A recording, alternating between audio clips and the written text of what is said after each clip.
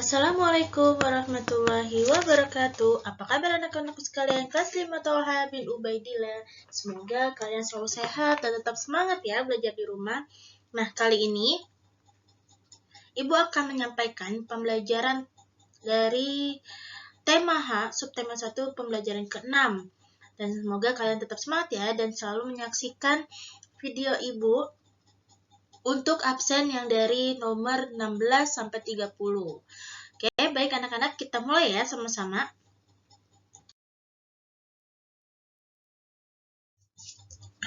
Di sini ada tujuan pembelajaran. Siswa diharapkan dapat menjelaskan keanekaragaman permainan tradisional Indonesia.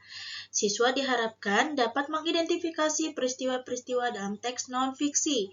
Yang terakhir, siswa diharapkan dapat menjelaskan tangga nada diatonik minor. Baik, selanjutnya kita sama-sama ya buka buku kalian di halaman 35 sampai ke halaman 36. Di sini ada pelajaran PPKN yang menjelaskan keanekaragaman permainan tradisional Indonesia. Di Indonesia terdapat beraneka ragam permainan tradisional, tidak hanya budayanya ya, tapi ternyata permainannya juga ada yang beraneka ragam. Nah, permainan tradisional dapat membawa dampak positif bagi kita, misalnya mengajarkan kebersamaan, sikap jujur, dan toleransi.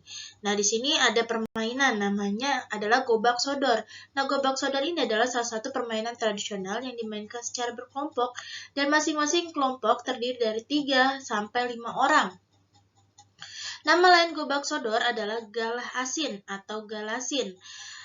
Tujuan permainan gobak sodor ini adalah menghadang lawan agar tidak dapat melewati batas akhir secara bolak-balik.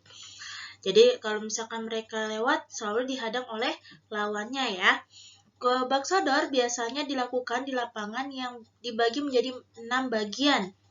Permainan gobak sodor memiliki makna yang mendalam, yaitu pertama, mengajarkan setiap pemainnya untuk jujur jika tersentuh atau melewati garis batas. Tidak berbuat curang dengan tetap berada di garis penjagaan saat menghadapi kelompok lawan. Dan yang terakhir, saling bekerja sama agar tetap kompak dalam melewati bagian lapangan secara bolak-balik.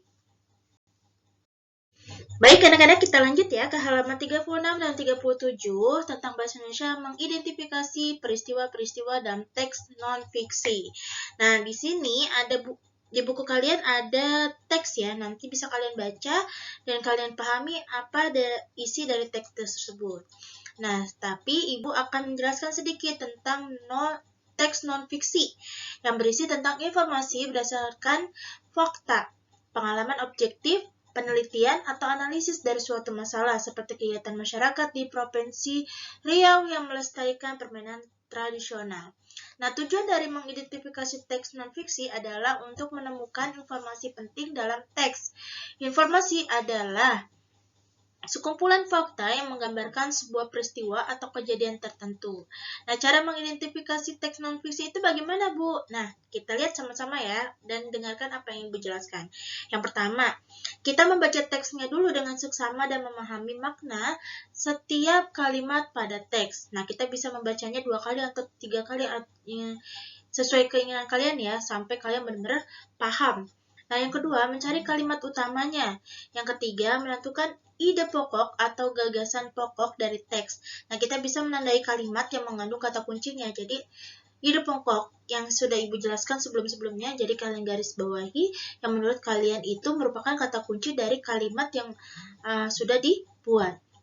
Yang keempat, kita bisa menggunakan kata tanya apa, kapan, siapa, di mana, mengapa, dan bagaimana untuk mencari tahu informasi penting dan menyajikannya dalam kesimpulan. Baik anak-anak, sama-sama ya kita buka buku kalian di halaman 38 sampai 39. Di sini ada SPDP yang menjelaskan tangga nada diatonik minor.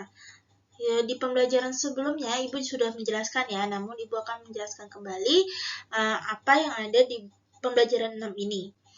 Di Jakarta ada satu permainan tradisional yang dibuat dari kertas dan batang kayu yang disebut kicir-kicir. Dalam bahasa Indonesia, kicir-kicir ini disebut sebagai kincir angin. Kicir-kicir juga merupakan salah satu judul lagu daerah yang berasal dari Jakarta. Lagu kicir-kicir memiliki lirik yang berbentuk pantun. Nah, di sini bisa kalian lihat ya di halaman 38, pasti kalian juga sudah pernah mendengar atau sudah pernah menyanyikannya. Nah, lagu kicir-kicir ini termasuk lagu dengan tangga nada diatonik minor. Nah, tangga nada diatonik minor adalah tangga nada yang memiliki 8 not. Yang sudah Ibu jelaskan kemarin, do, re, mi, fa, sol, la, si, do, ya. Jadi itu 8 not. Tangga nada minor dimulai dari A atau not La, ya. Jadi mulai dari La-nya dulu pada tangga nada mayor. Tangga nada diatonik minor memiliki interval jarak nada 1, 1 setengah, 1, 1, 1 setengah, 1, 1. Salah satu tangga nada minor adalah tangga nada minor harmonis. Tangga nada minor harmonis dibentuk dengan menaikkan tangga nada minor pada not ke-7. Nah, bisa kita lihat ya perbedaannya di sini. Kalau minor asli itu A, B, C, D, E, F, G, A. Nah, itu masih biasa. Tapi kalau misalkan minor harmonis, di belakang itu pasti ada yang berbeda. Seperti ini ya anak-anak. A, B, C, D, E, G-nya tuh kita tambahin is. Jadi gis. Kalau A itu kita pakai C. Jadi IC ya. Tangga nada minor biasanya memiliki bunyi yang lebih sedih atau cenderung tidak bersemangat dibandingkan dengan tangga nada mayor.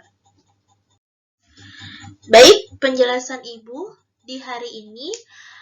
Apabila ada kesalahan mohon dimaafkan. Nah, kemudian di sini Ibu akan memberikan tugas. Yang pertama, di sini adalah hanya buku paket tematik kalian. Kalian cukup mengerjakan halaman 36, 38, 39, dan 40.